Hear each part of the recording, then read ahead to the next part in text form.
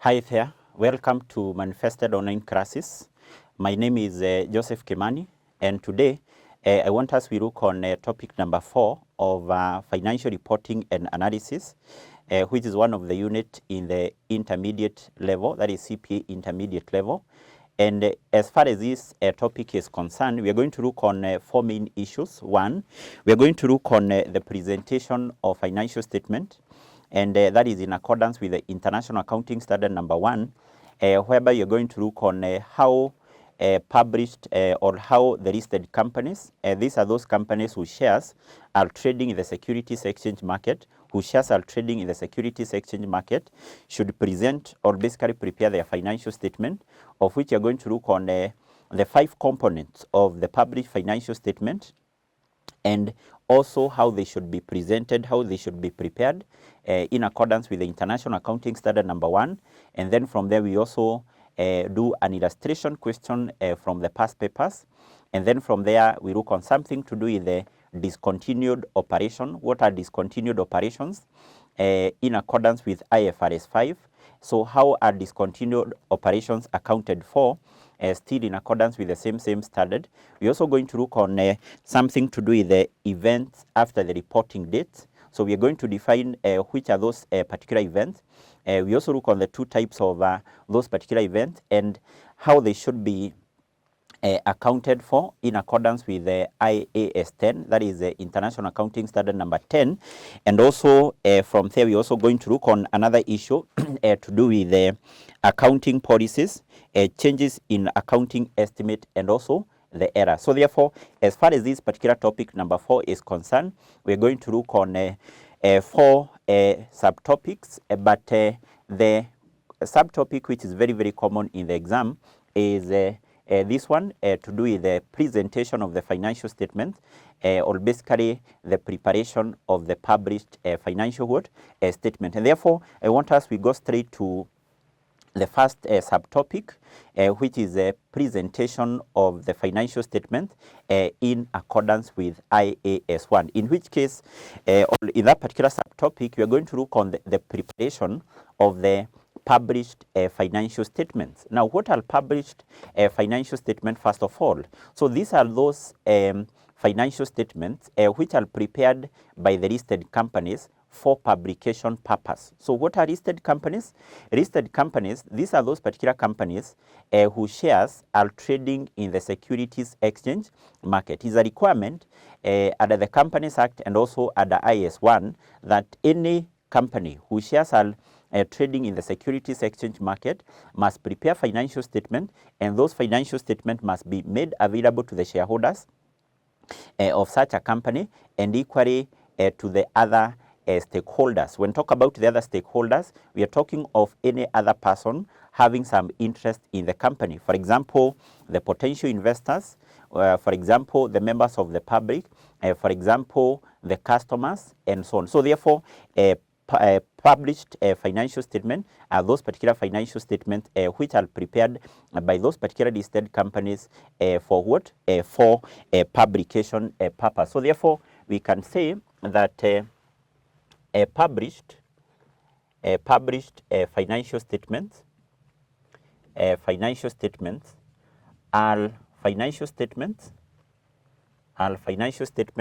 prepared by listed companies for publication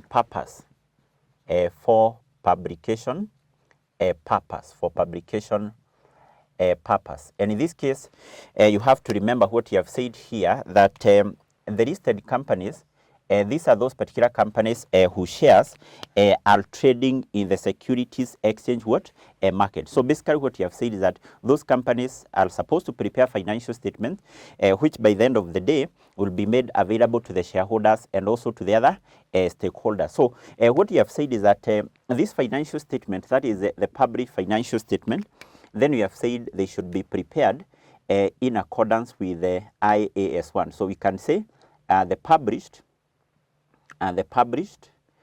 financial statement should be prepared, or in other terms, should be presented in accordance with IAS1. IAS1 is the international accounting standard number what? Number 1. And according to this particular standard, when a listed company is preparing this financial statement for publication purpose, then those financial statements should comprise of 5 what? Components. So therefore, we can say that the published financial statement should contain 5 components. The published financial statement should contain 5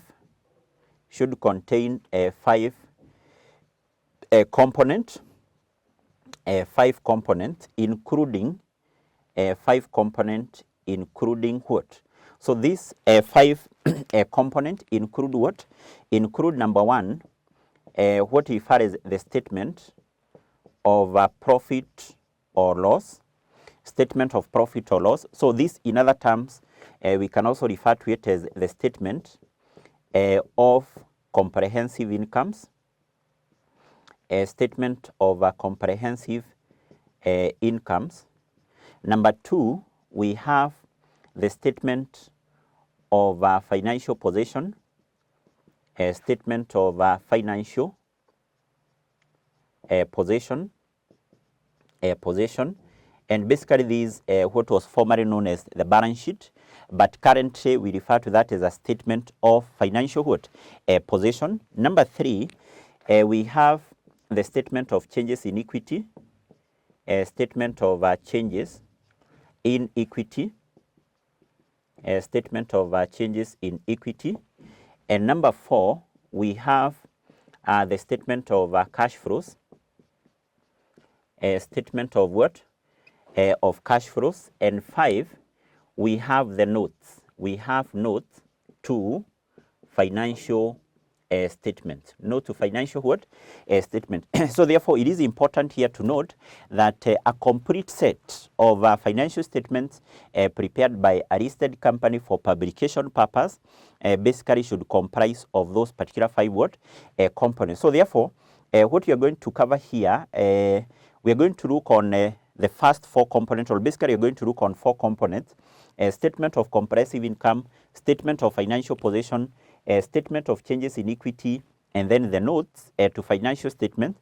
For the statement of cash flows, we are going to look on that as a separate topic or as a separate subtopic, whereby we are going to look on how or what is a statement of cash flows, how is it prepared, or how is a statement of cash flows presented in accordance with IAS what? 7 and so on. So therefore, I think we can go straight to the first component, and that is what we refer as the statement of comprehensive income, a statement of a comprehensive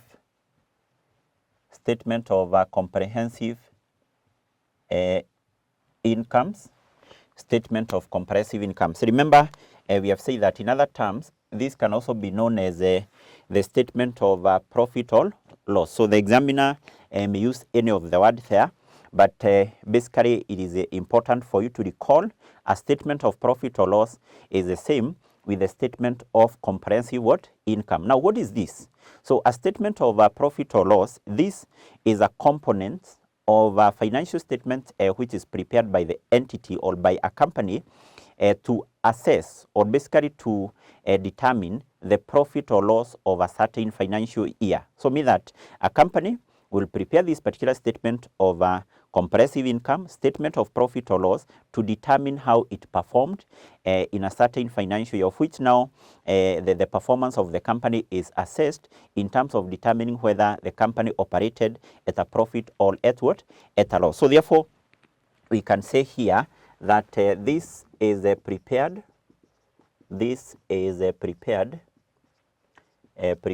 to determine, or in other terms, to assess the performance, the performance of a company, the performance of a company in a given financial year, in a given financial what?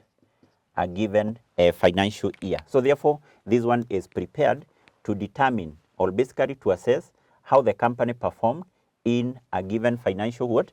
Year, of which what you have said here, you assess the performance of the company by determining whether the company operated at a profit or at what?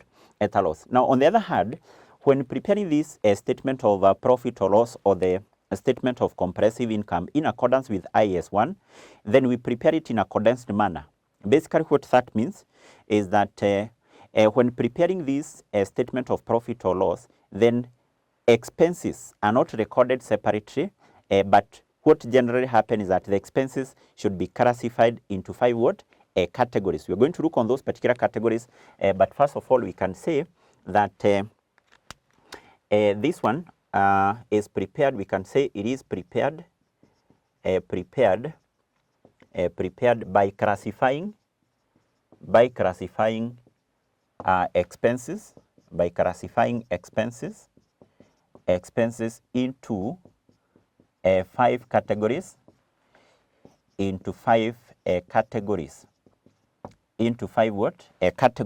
So it is prepared by what? By classifying expenses into 5 what? Categories. So which are those 5 categories?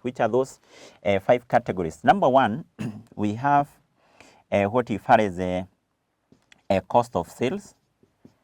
Cost of sales.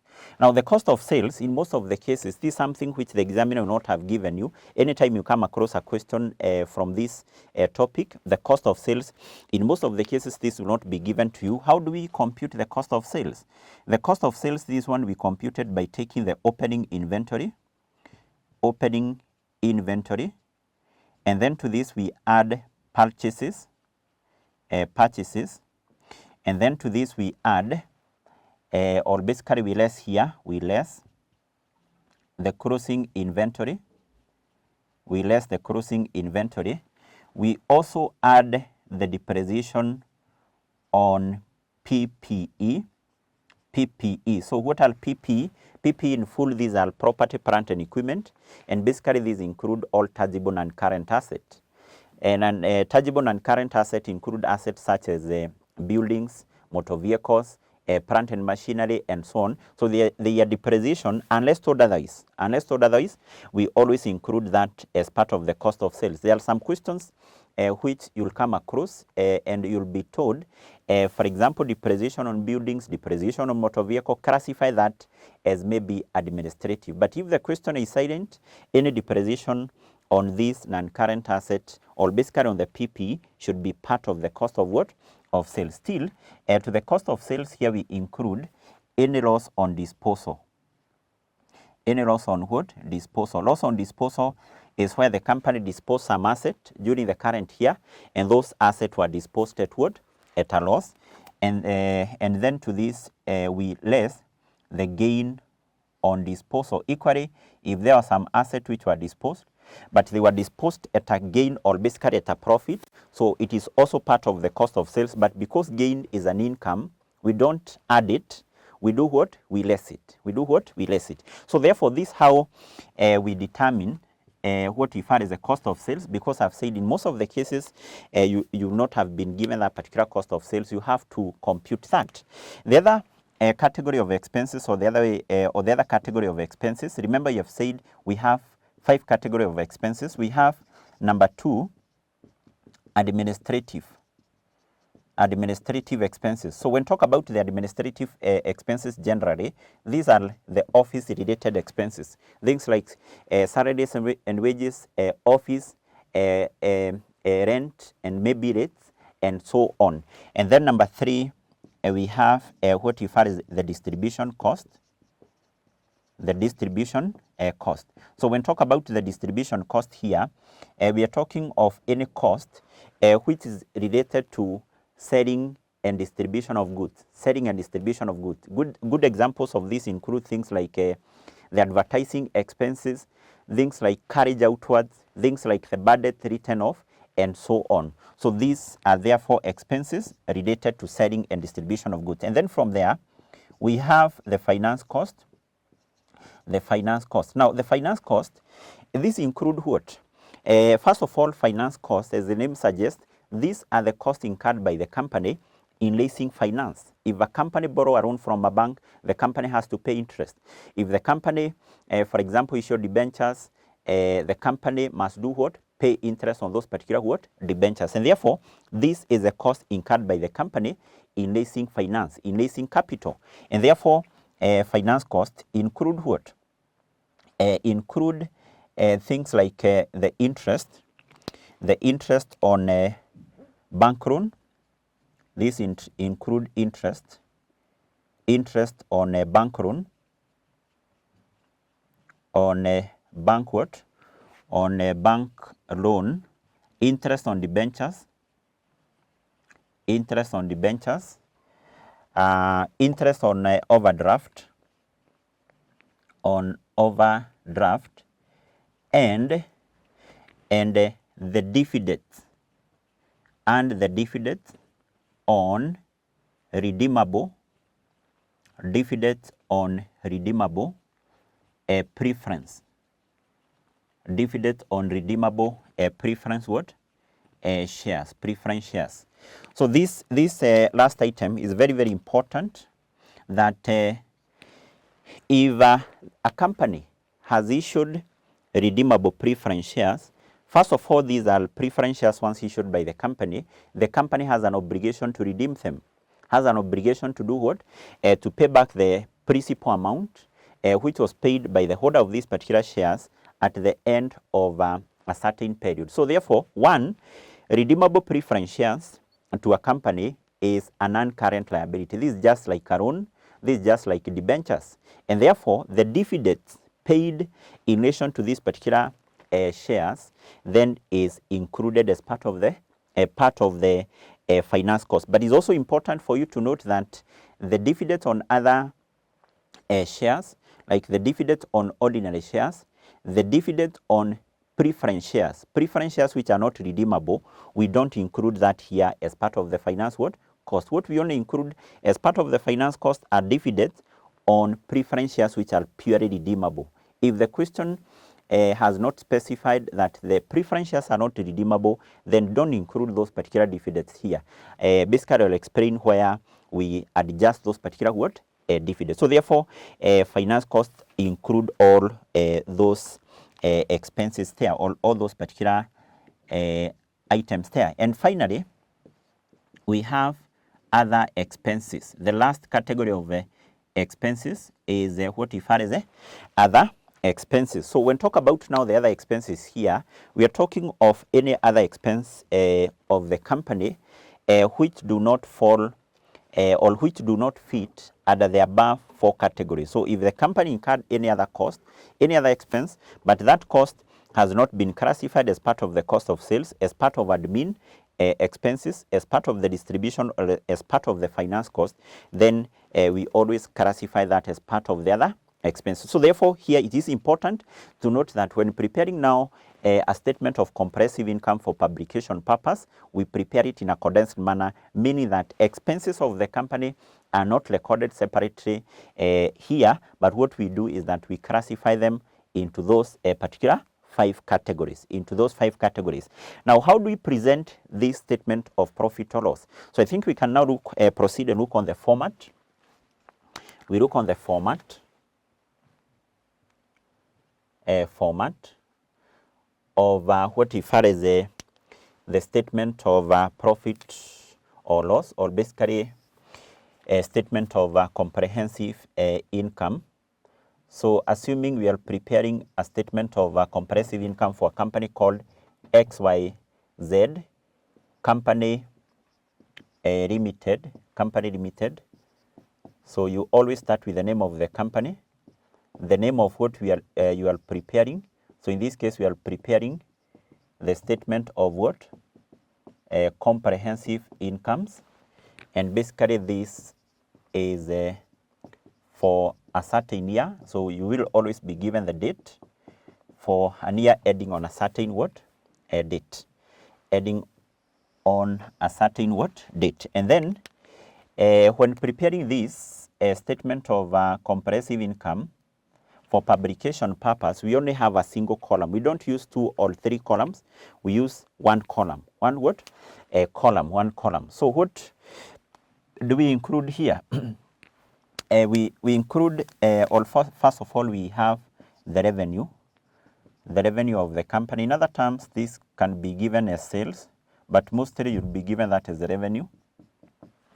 So, and then to this, we less the cost of sales. The cost of what? Sales. Remember, we have looked on how we determine the cost of sales. So if that figure is not given, you have to compute it as part of the workings, and then you include it here as you include that figure here. You actually deduct it from what?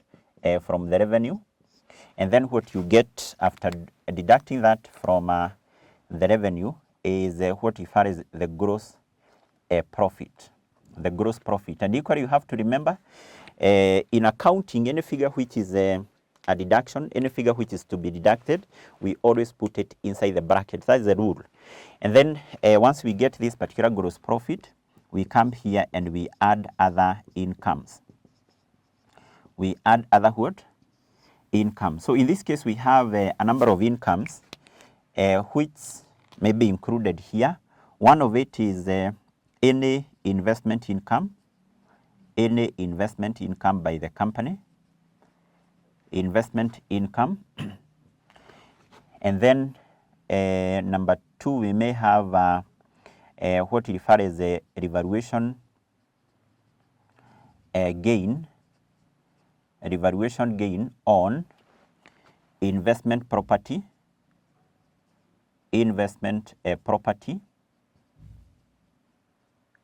property. This is accounted for as an income in accordance with the IAS 40. And then from there, we also include a revaluation gain on financial assets, which are known as financial assets at fair value through profit and loss. So therefore, it is important for you to note that FVTPL, these are financial assets at fair value through profit and loss. This is something which is covered in a separate topic, a separate of financial instrument. Financial asset at fair value through profit and loss. So those are the other items of incomes, etc. So we add them to the gross profit, and basically we do what? We get the total incomes here. We get the total what? Income. So after getting the total incomes, we proceed and we less now the expenses. So the expenses here will include administrative expenses.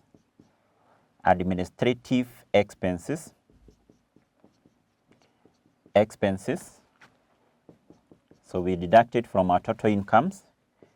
Distribution cost. We also have the finance cost, and any other expense, any other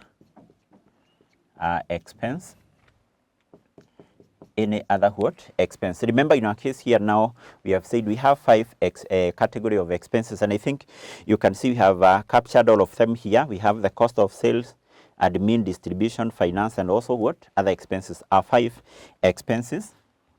And then from there, what we get down here, after deducting all those particular expenses from the total incomes, we get, that is, the profit before tax. We get the profit before what? Before tax. And then now to this, we less what we refer to the income tax expense. Income tax expense. Now, for the income tax expense, this usually comprises of 2 components of tax. Comprises of 2 components of tax. One, it comprises of something known as the current tax. So basically, the current tax, this is the tax payable during the current financial year, during the current financial year. And also this comprises of something called the deferred tax income. Y is for income, deferred tax income, or deferred tax expense. Deferred tax expense. A deferred tax income is important for you to note that deferred tax income, because it's an income, we add it to our profit there. Deferred tax income, we add it to our profit.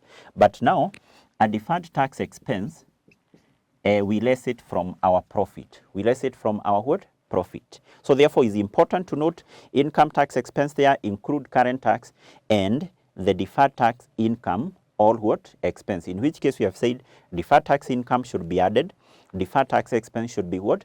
Should be deducted. And then from there, what do we get down here? We get the profit for the year. We get the profit for the year. The profit for the year. The profit for what? For the year. Now, after getting that particular profit for the year, then we proceed and we take into account something else known as other comprehensive income. So mean that once we get that particular profit for the year there, that profit for the year, then we proceed and we do what? We add other comprehensive incomes. We add other comprehensive incomes. Other comprehensive incomes.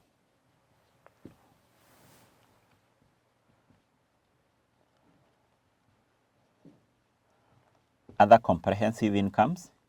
And in this case, when we talk about the other comprehensive incomes, basically you're talking of any other income of the company which should not be part of the profit. Any other income of the company which should not be part of that particular what? Profit. And this include what?